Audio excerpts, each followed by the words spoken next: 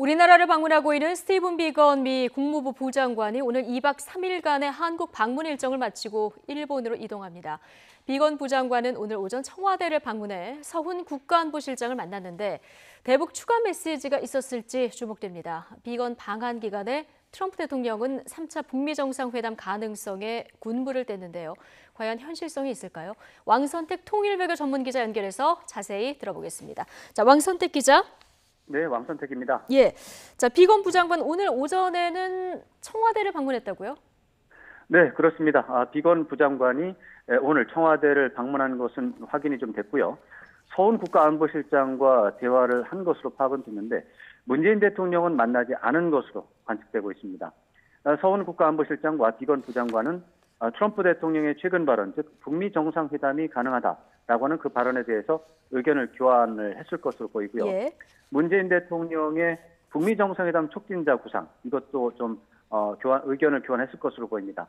그리고 볼턴 회고록 이후에 서훈 안보실장과 비건 부장관 사이에 협력 관계를 재확인하는 것도 오늘 오전 면담에서 중요한 부분이었을 것으로 관측됩니다.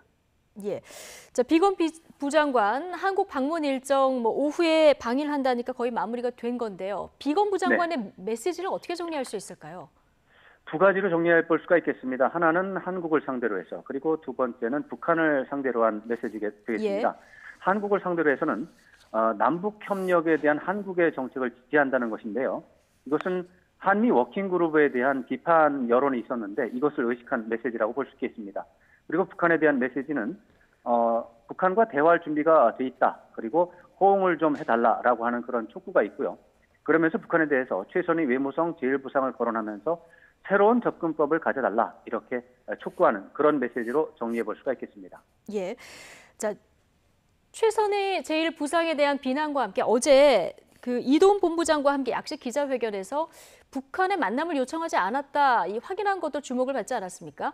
그렇습니다. 예, 북한과의 대화에 좀 소극적이다 이런 해석도 있는데 이 부분은 어떻게 보십니까?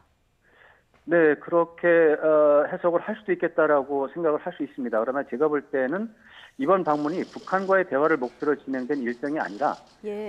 한국과 미국 간의 대북 정책 공조에 초점이 맞춰진 일정이다. 이 점을 명확히 한 것으로 좀 저는 분석하고 있습니다. 예. 그렇기 때문에 북한과의 대화에 소극적이다라고 해석하는 부분에 대해서는 저로서는 찬성하기 좀 어렵고요. 최선의 제1부상을 비난하는 건 맞지만 최선의 제1부상이라는 사람 자체를 겨냥했다기보다는 낡은 사고에 갇혀 있다는 점을 비판한 것이고 또 북한이 낡은 생각을 버리고 새로운 접근법을 보여달라고 촉구하는 그런 점에 초점이 맞춰져 있다고 봐야 되겠습니다. 예. 이렇게 본다면 사실 북한과의 대화에 적극적인 의지를 표명했다고 해석을 할 수도 있습니다. 그리고 또 하나 북한이 계속해서 미국에 대해서 새로운 셈법을 가지고 와라 이렇게 이제 요구를 하고 있는데 이런 주장에 대한 대응 전략으로 볼 수 있는 그런 의미도 있습니다. 아, 그렇군요. 자, 이런 가운데 트럼프 미국 대통령이 김정은 국무위원장과 정상회담을 다시 할 수 있다. 자, 이런 발언을 했습니다. 이거 그냥 던진 걸까요? 아니면 진지한 입장 표명으로 볼 수 있습니까? 저는 비교적 진지한 발언이다라는 생각을 하고 있습니다. 예.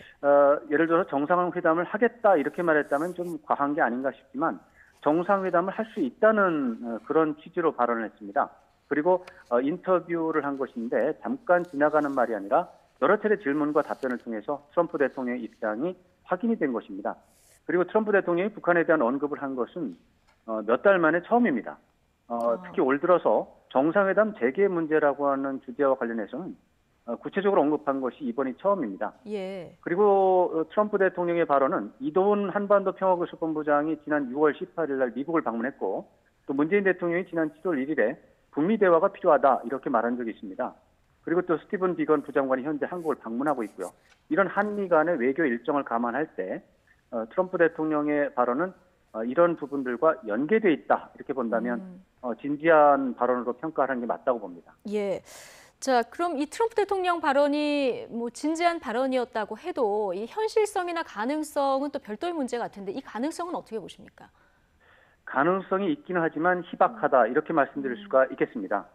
북한과 미국이 양쪽이 다 조건이 좋지 않습니다. 그렇기 때문에 가능성을 굳이 계산을 하자면 10% 이내가 되지 않겠느냐 이렇게 볼 수가 있는데 북한은 현재 자력갱생을 바탕으로 정면 돌파전을 진행 중입니다.